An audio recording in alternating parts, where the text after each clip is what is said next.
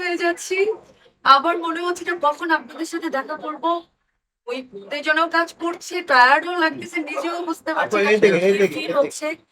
আর এত বেশি টেনশনটা বেশি যেহেতু আর মাত্র ১ দিন বাকি। আমি ফার্স্ট টাইম যেহেতু দাঁড়িয়েছি। তো নিজের থেকে তো নিজে 100% ট্রাই করে যাচ্ছি। বাট একটা ছেড়ে দিয়েছি আল্লাহর যা রেখেছে। তো ইয়েতে আছে, কাঞ্চনজঙ্ঘা ইয়েতে আছে, পার্টি হিসেবে আছি। শিবার সামনে জয় চৌধুরী পার্টি।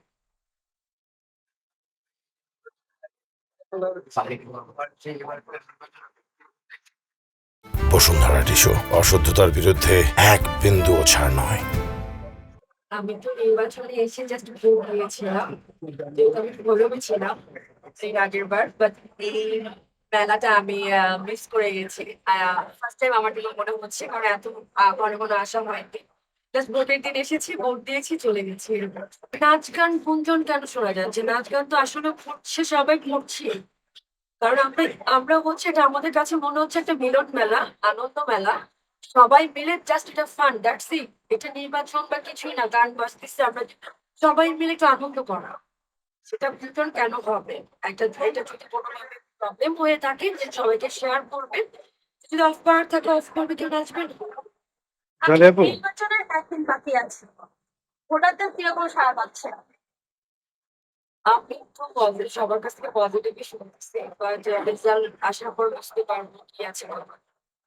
আমাকে আমাকে জিজ্ঞেস করা হয়েছে যে ভালো যোগাযোগ আছে।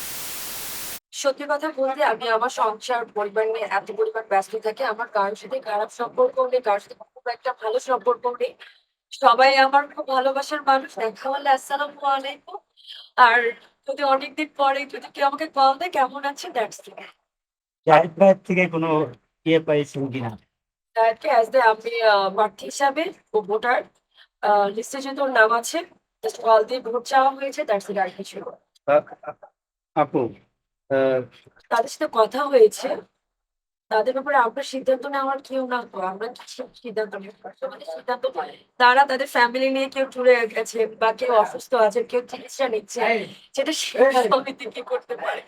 আমরা প্রার্থী হিসাবে তাদেরকে জানিয়েছি, তারা তো জানেনি। তারা বলেছেন যে আমরা আসবো, বাকিটা নির্বাচনের দিন জানা যাবে।